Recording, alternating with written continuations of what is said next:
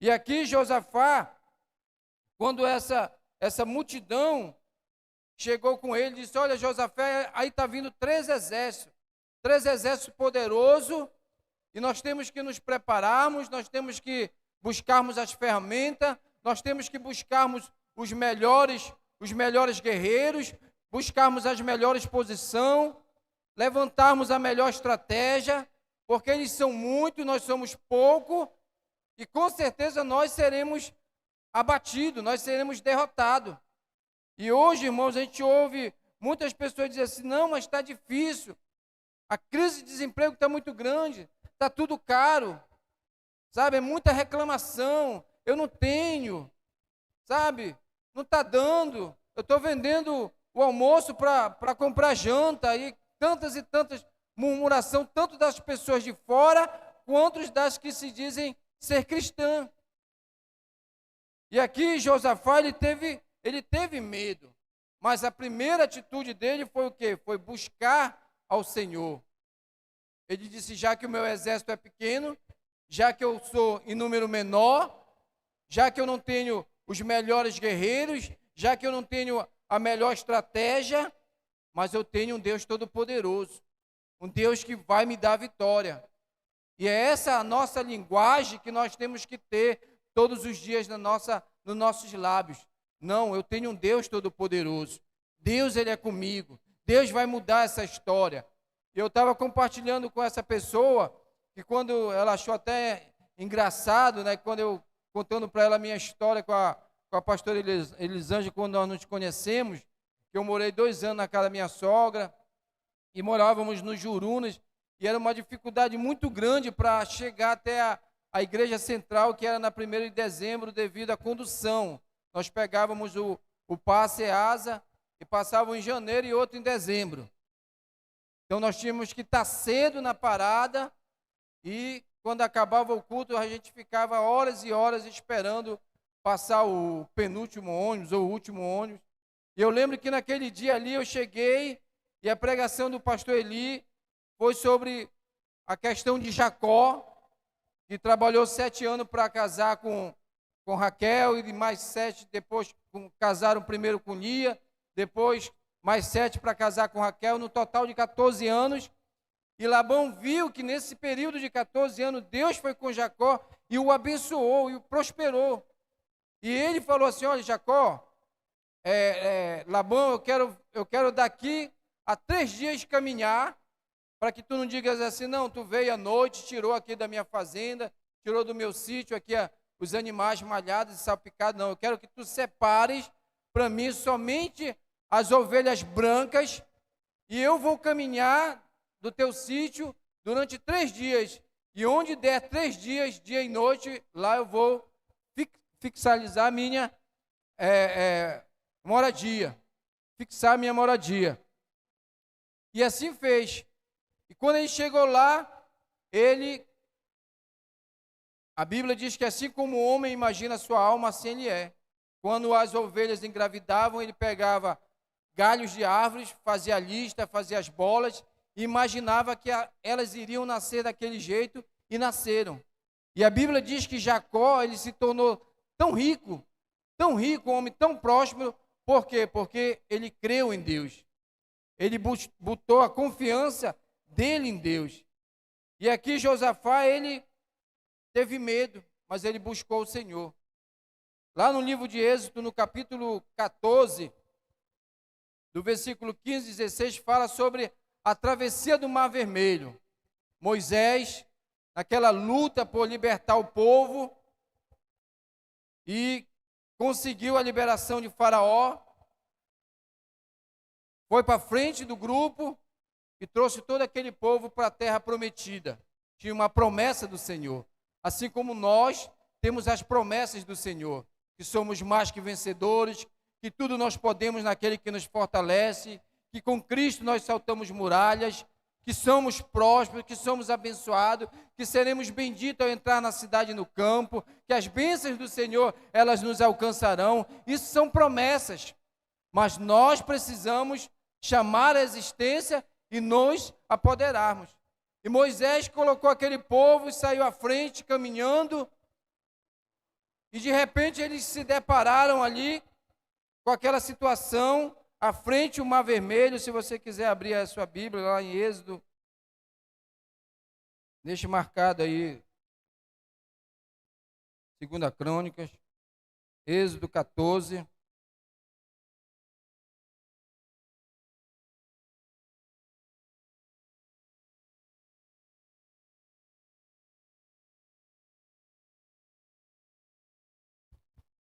E se depararam com aquela situação, à frente o Mar Vermelho, e quando eles olharam para trás, vinha Faraó com seu poderoso exército. E alguns ali se levantaram a favor de Moisés, outros se levantaram para criticar, para murmurar, para querer matar o líder, e disseram: Moisés, será que lá no Egito, lá na nossa terra, lá onde nós estávamos com o Faraó, não tinha lugar para fazer sepultura? Quer dizer, tu nos trouxeste aqui, lá nós éramos escravos. E muitas das vezes, irmão, nós estamos dentro da igreja, mas nós continuamos escravo da nossa mentalidade. Eu sempre brinco com as pessoas que eu digo: se um dia eu fui pobre, eu não gosto de lembrar. Porque ouvidinha triste foi a minha. Nós éramos nove irmãos, 9 pessoas em casa, para cortar um bengala para 9. A mamãe não cortava, ela ia marcando. Se desse 8, diminui a quantidade, tem que dar 9. E aí era um negócio de 50 centavos de óleo, um copo com fundo falso, para botar no saquinho de chope, 100 gramas de café, 100 gramas de arroz, 100 gramas de açúcar. Ô, vida danada. E eu digo para todo mundo que hoje, apesar dos apesares, hoje é muito mais fácil nós criarmos os nossos filhos do que antes. Porque até eu me lembro, nunca tomei Danone, era aquele chibé com... Né, Danone era aquele chibé com pimentinha, era o Danone, né? Nunca fui levado pelos meus pais no supermercado, porque era 100 gramas disso, 100 gramas daquilo. E hoje não, hoje você pega o seu filho, você pega os seus netos e leva para o supermercado e você, ó, eu vou levar esse. Não, papai, não quero esse. Não, eu quero esse, o mais caro, né? Então hoje, apesar dos apesares, é mais fácil, principalmente para nós que temos Senhor Jesus. Então esse povo aqui, quando se deparou, disse: Moisés, tu és louco, tu nos tirou de lá. Lá nós éramos escravos, mas lá nós tínhamos comida. Lá a gente pegava uma pizza todo dia para trabalhar, mas lá nós tínhamos uma casa, nós descansávamos um pouco. E aí, e agora? O que vai ser de nós? Vamos morrer, porque na frente está o Mar Vermelho. Atrás vem um exército de Faraó com todas as suas armas poderosas. E aqui no versículo 14 diz assim, Êxodo 14, diz assim, versículo 14: o Senhor pelejará por vós, e vós vos calareis. Disse o Senhor a Moisés: por que clamas a mim? Dize aos filhos de Israel que marchem, e tu levanta o teu bordão, estende a mão sobre o mar e divide-o, para que os filhos de Israel passem pelo meio do mar seco. Ou seja, Deus falou: Moisés, por que tu estás clamando a mim? Ordena. Ou seja, há momentos que nós devemos orar, há momentos que nós devemos interceder, há momentos que nós devemos chorar, plantear nos pés do Senhor, mas há momentos que nós temos que ordenar. Eu ordeno em nome de Jesus que essa enfermidade saia do meu corpo. Eu ordeno em nome de Jesus que essa crise, ela saia da minha casa. Eu ordeno em nome de Jesus que os meus celeiros vazios sejam cheios pelo poder de Deus. Então Moisés aqui, ele era o líder. Deus disse: olha, chega, levanta o teu bordão, símbolo de autoridade, o cajado. Nós somos a boca do Senhor, nós somos representantes do Senhor aqui na terra.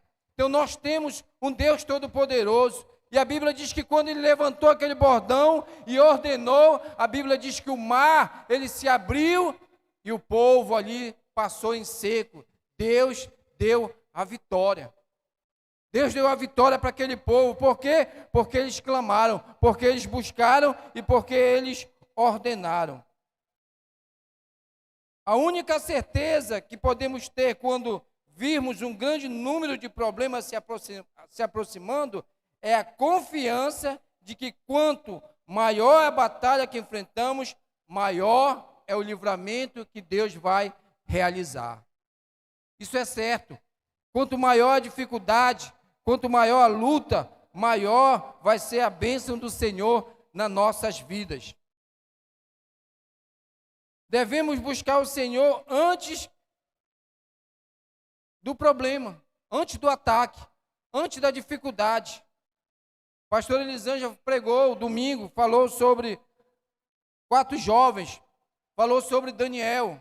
A Bíblia diz que Daniel, ele não buscou mais ao Senhor intensamente quando ele recebeu aquela notícia: olha, Daniel, tu não te curvaste diante dos reis, diante dos sátrapas, diante dos juízes, diante dos advogados aí da Babilônia, tu não te curvaste, então tu vais amanhã ser jogado na cova dos leões. A Bíblia não diz que ele, naquela noite, ele orou intensamente como nunca, não. A Bíblia diz que Daniel, todos os dias, ele orava 3 vezes ao dia.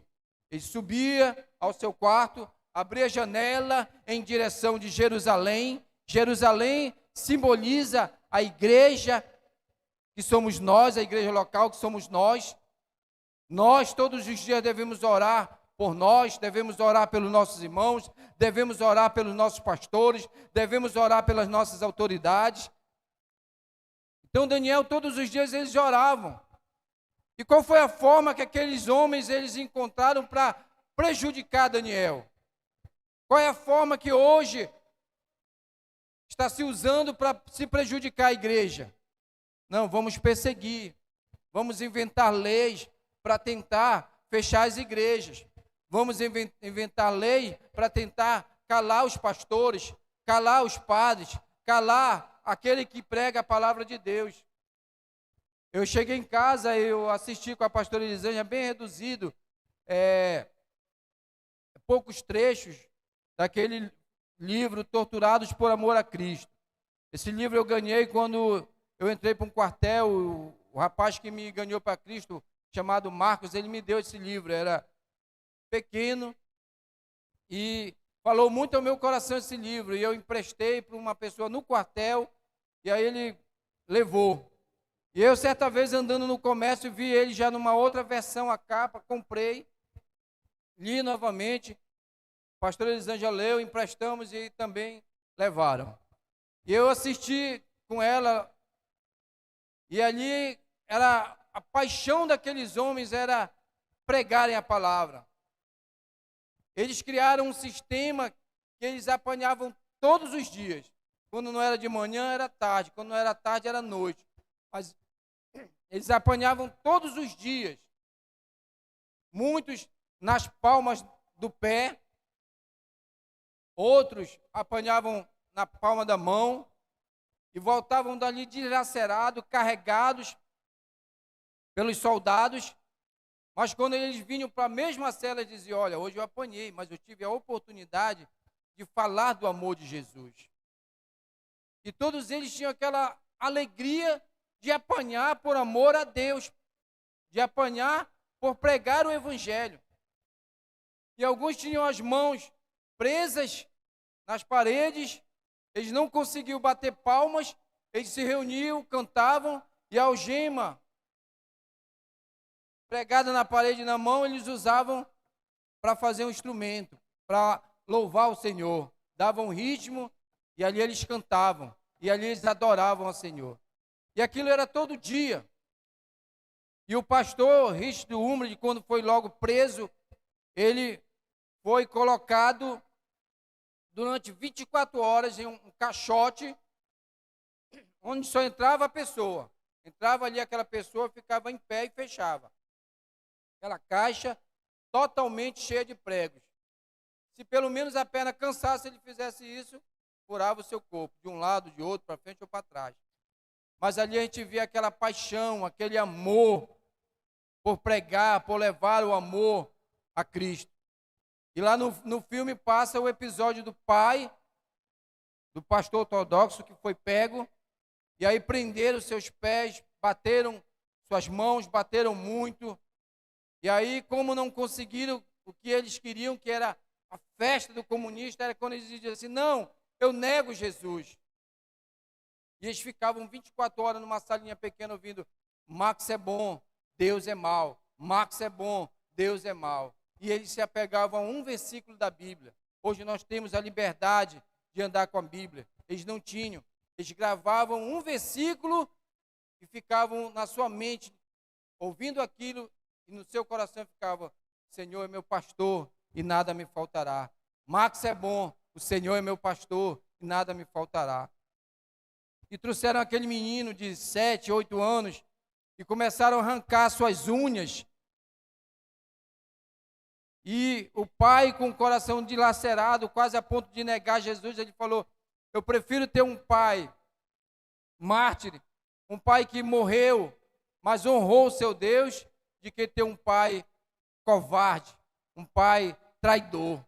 E aquele pai morreu juntamente com aquele menino, mas não negaram a Jesus.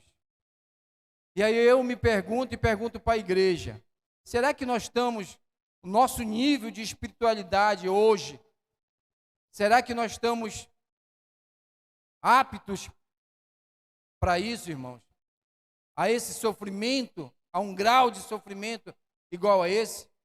Muitas das vezes nós passamos uma pequena luta, às vezes alguém fala mal de um irmão, diz, eu vou sair da igreja porque o irmão falou mal de mim. Eu vou sair da igreja porque o pastor falou mal do meu filho.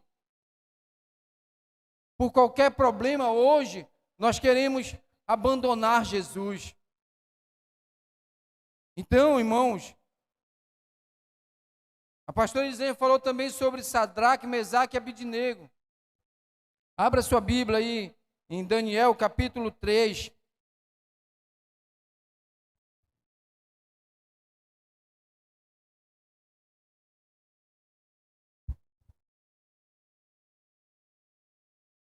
Versículos 24 e 25.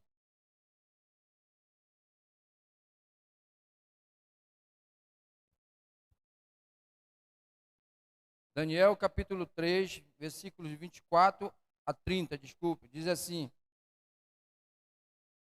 Então o rei Nabucodonosor se espantou e se levantou depressa e disse aos seus conselheiros: Não lançamos nós 3 homens atados dentro do fogo?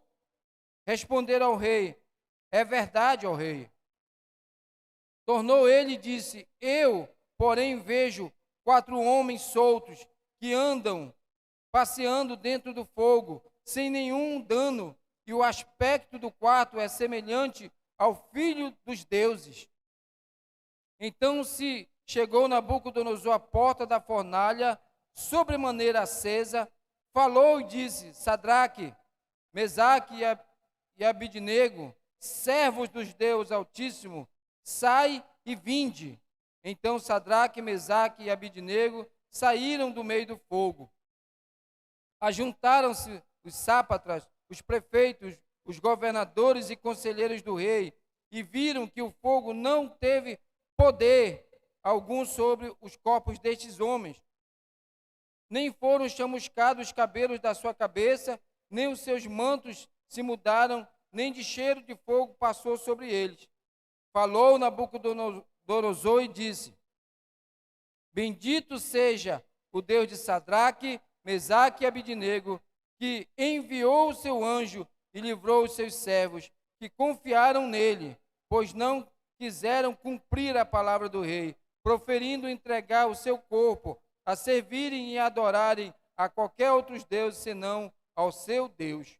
Portanto, faça um decreto pelo qual todo povo, nação e língua que disser blasfêmia contra o Deus de Sadraque, Mesaque e Abidnego sejam despedaçados e as suas casas sejam feitas em montouros, porque não há outro Deus que possa livrar como este.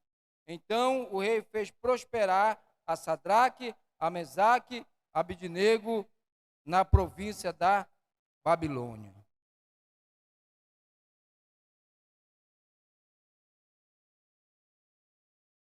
Esse é o Deus, irmãos, que nós servimos. A Bíblia diz que Deus, Ele é o mesmo Deus de ontem, Ele é o mesmo Deus de hoje e será para todo sempre. Deus, Ele é imutável, Deus, Ele não muda. Deus não muda.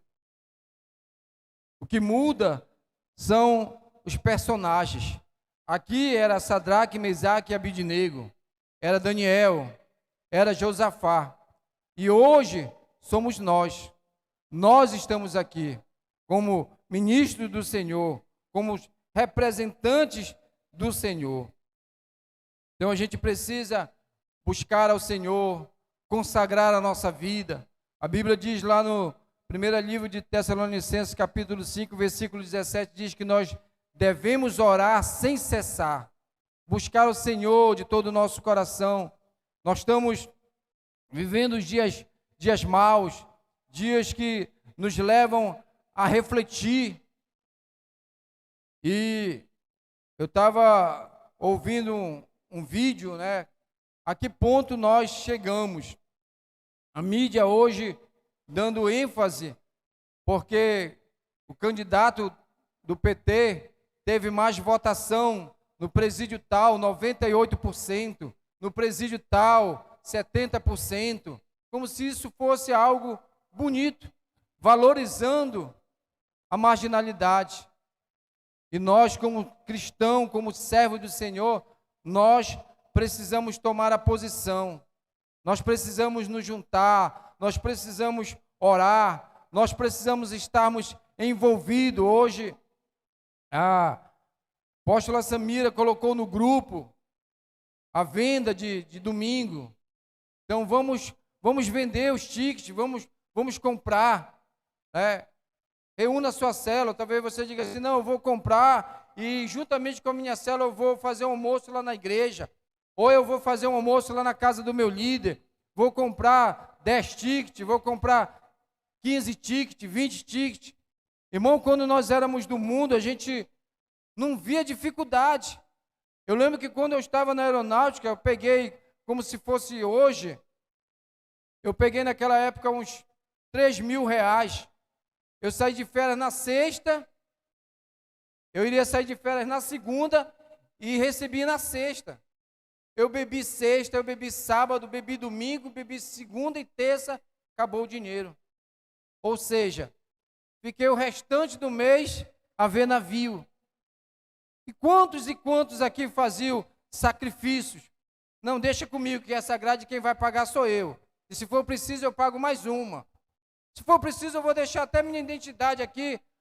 Amanhã eu pego. E hoje, a gente fecha a mão. Nós somos fruto daquilo que nós plantamos. Nós vamos colher aquilo que nós plantamos. Se eu planto amor, eu vou colher amor. Se eu planto dízimos e ofertas, eu vou colher bênção. Deus, Ele não mente. Deus, Ele sempre vai nos abençoar. Deus sempre vai suprir as nossas necessidades. Mas a gente precisa estar posicionado, buscar a oração. E muitas das vezes o que acontece? Acontece que a gente fica prostrado. Os problemas vêm, as lutas vêm, e a gente diz assim, sabe, para mim não dá mais. Eu cansei. Eu cansei de ter célula, eu cansei de fazer o bem, eu cansei de ajudar, eu cansei de ser o bonzinho, eu cansei de tirar o meu recurso para dizimar, para ofertar, eu cansei de tirar do meu recurso para ajudar alguém. E aí nós cansamos, nos sentamos à beira do caminho, ficamos ali prostrados. Não, para mim não dá mais, foi até aqui, eu acho que Deus não tem mais nada para mim, o meu ministério é só isso. E aqui, volte lá para Josafá no capítulo 20, versículo 5.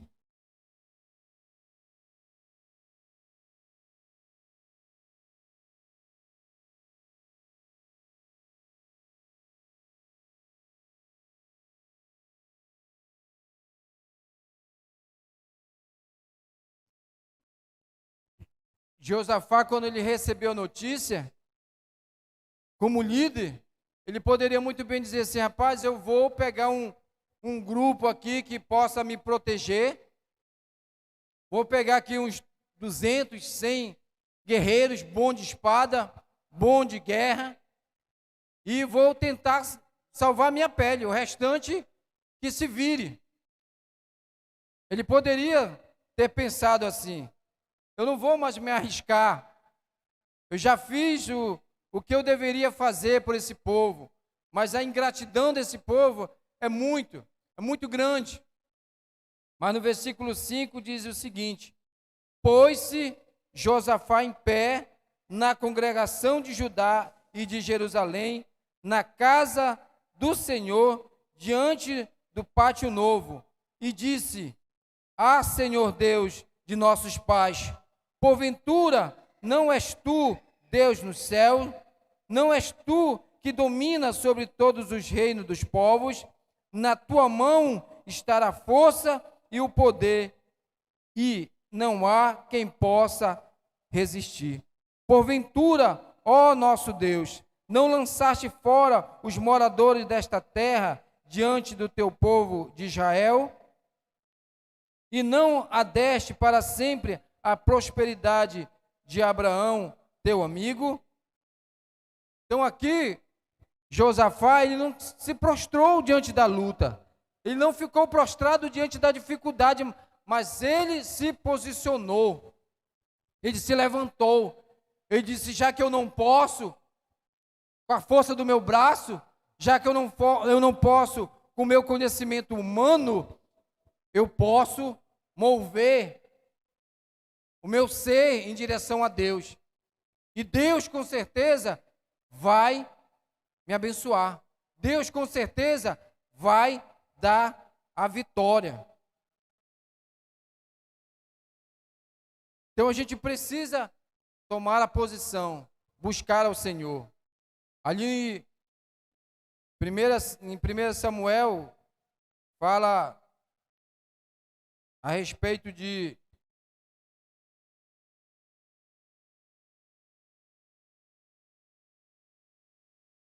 Davi, quando seu pai o chamou e disse: olha, os teus 3 irmãos estão ali na guerra, tu precisas ir lá levar comida para os teus irmãos.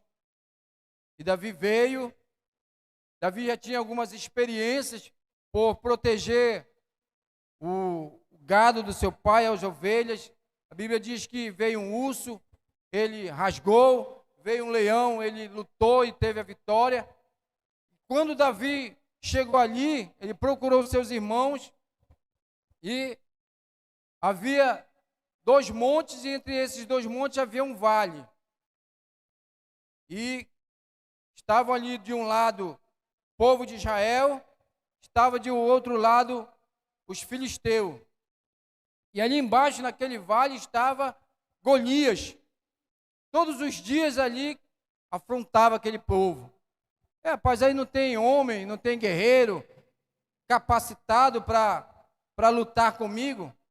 Vai ser só eu e esse guerreiro aqui embaixo. O que ganhar, o que perder vai ser escravo. Vai perder todo o domínio, vai perder todos os bens, vão ser escravos. E quando Davi chegou ali, ele conhecia Deus, tinha experiências de oração, tinha experiências de adoração com Deus. E a Bíblia diz que Deus é o Deus do exército. Deus, ele nunca luta só. Ele luta com as legiões de anjos. Deus, ele quer contar conosco. Então, na verdade também, nós nunca estamos só. O Senhor do exército está conosco. O Deus de Jacó, ele é o nosso refúgio.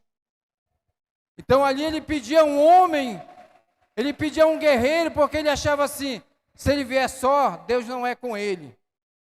Ele vai ser galho fraco. Então a Bíblia diz que Golias, ele tinha 3 metros de altura. Era um guerreiro capacitado, era um guerreiro treinado. Tinha as melhores armas, tinha o seu poderoso escudo. E quando Davi chegou ali, ele viu aquilo ali, a primeira coisa que ele ouviu foi aquele confronto daquele gigante ali. Será que não tem homem capaz? E aí ele ouviu também uma outra história. ele disse, olha, o rei fez uma proposta aí que a pessoa, o guerreiro que vencer esse tal de Golias aí, a sua família vai ficar isenta de imposto, ele vai dar uma das suas filhas para casar, ele vai prosperar.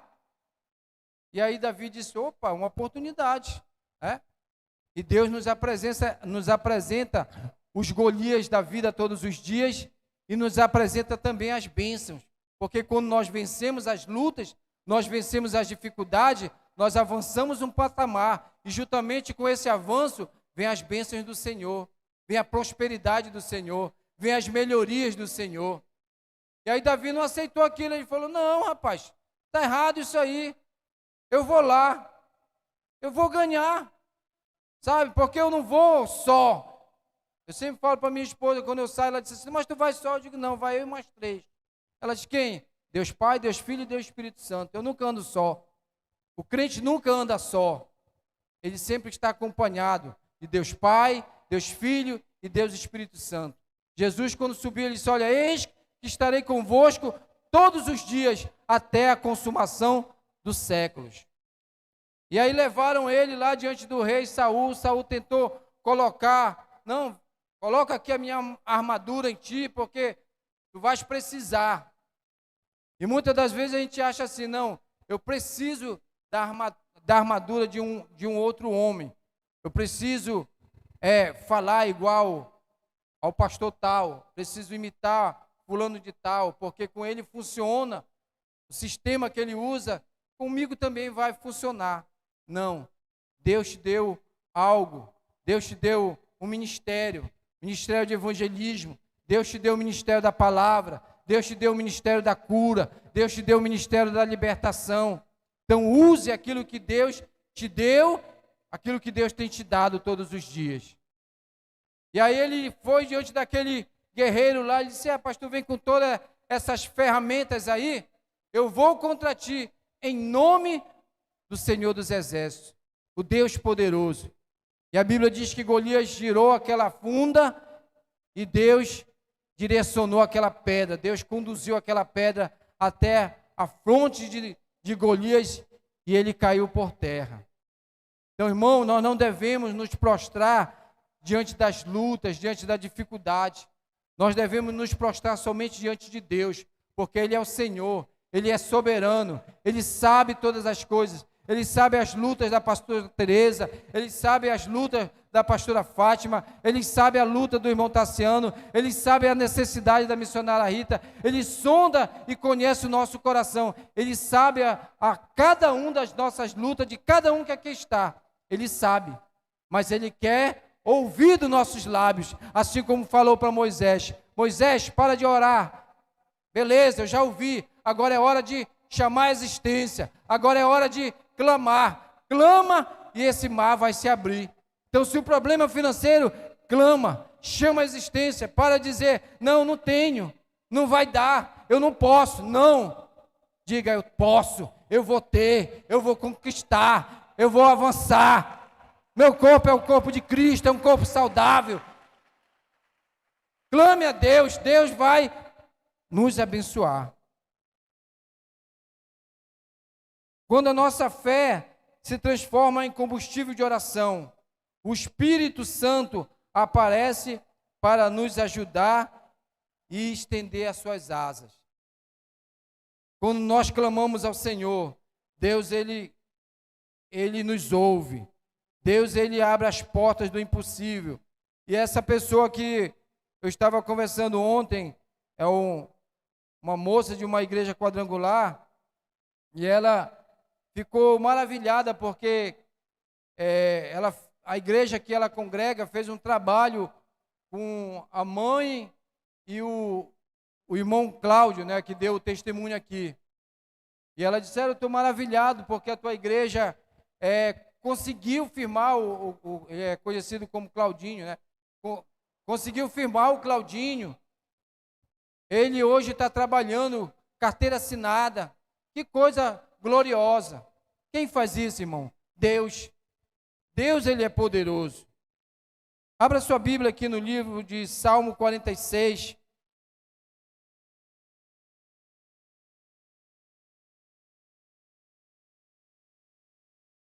Salmo 46.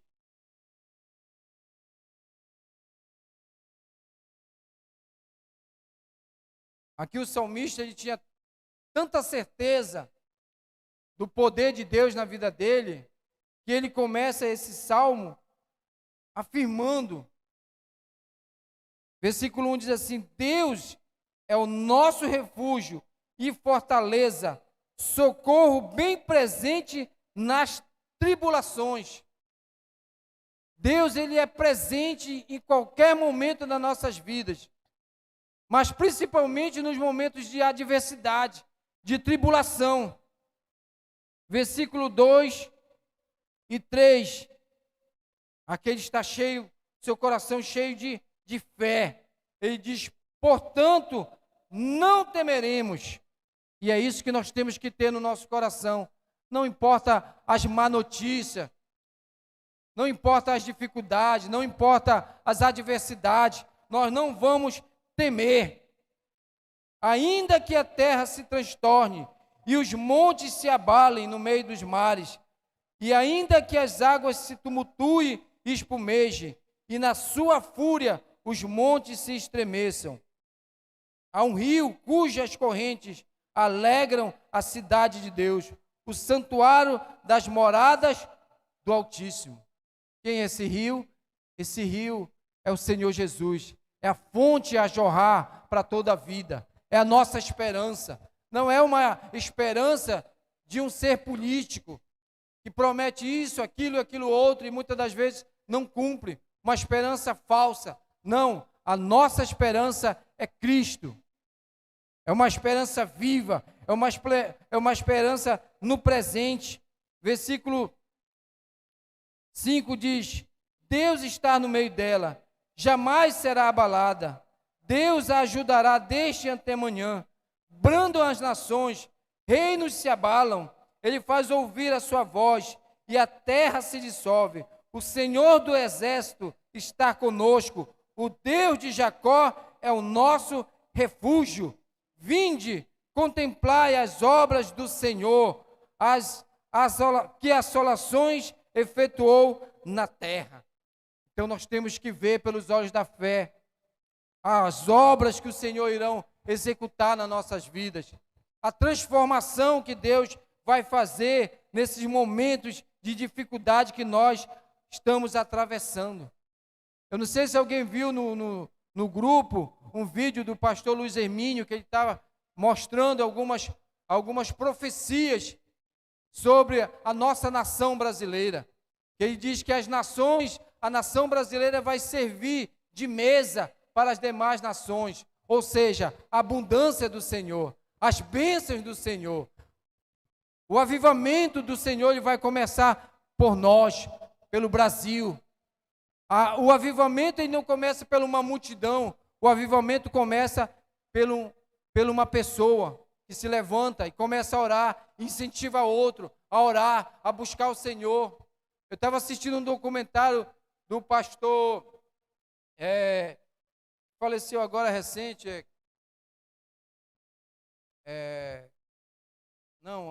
agora recente, pastor, esqueci agora o nome dele, que era o conselheiro da pastora Billy Graham, isso, pastor Billy Graham. Ele aceitou Jesus cedo, muito cedo, mas as pessoas olhavam para ele e viam Cristo nele a ponto de se converterem, a ponto de largarem o pecado.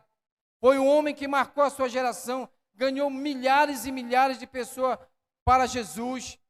E aquele homem tinha uma sede da palavra, uma sede de Jesus, uma sede de levar as pessoas até Cristo. E ele dizia aqui: tudo muda, tudo passa, mas a palavra não, o plano do Senhor não. O plano do Senhor é que todo homem seja salvo, é que todo homem conheça a verdade. E como as pessoas irão conhecer a verdade? Através de mim e através de você. Através de levarmos o amor de Deus, através de santificarmos a nossa vida e levar o arrependimento a essas pessoas. Hoje, pessoas revoltadas, hoje, pessoas maldosas, elas precisam entender e saber que existe um Deus que ama, um Deus que transforma, um Deus que muda. Versículo 9 diz assim: Ele põe termo à guerra até os confins do mundo, quebra o arco e despedaça a lança, queima os carros no fogo. Aquietai-vos e sabei que eu sou Deus, sou exaltado entre as nações, sou exaltado na terra. É hora de nós nos aquietarmos, não de cruzarmos o braço, não de ficarmos prostrados, mas é hora de nós nos aquietarmos no sentido de confiarmos na promessa do Senhor, de nos levantarmos como igreja e dizermos: enquanto eu não ver a minha família convertida, enquanto eu não ver a minha rua convertida, enquanto eu não ver o local que eu trabalho convertido, eu não vou me calar, eu vou orar, eu vou buscar ao Senhor, eu vou interceder. É hora de nós nos aquietarmos e confiarmos no Senhor.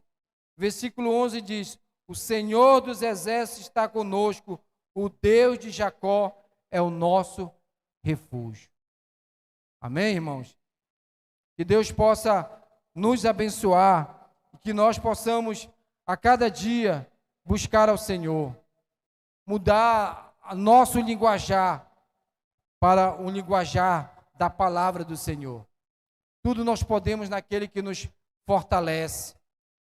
Deus, Ele é conosco. Deus é o nosso refúgio. Deus é o nosso Senhor. Deus, Ele é soberano.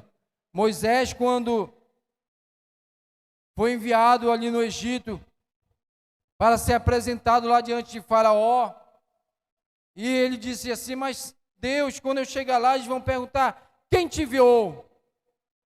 Quem teve essa ousadia, Moisés, de te enviar aqui? E Deus disse para ele: olha, diga que foi eu, o grande eu sou. Ou seja, o grande eu sou é o Deus que pode mudar a tua história. O grande eu sou é o Deus da cura. O grande eu sou é o Deus que pode prosperar e fazer abundar nossos celeiros, a nossa família. O grande eu sou é aquele Deus que pode mudar a nossa história. Esse é o Deus que nós servimos. Se você acha que o grande eu sou é um Deus pequeno, você serve a um Deus pequeno. Mas se você acha que o grande eu sou é o Deus Todo-Poderoso, Ele é o Deus Todo-Poderoso. Amém? Vamos ficar de pé, em nome de Jesus. Aplauda ao Senhor.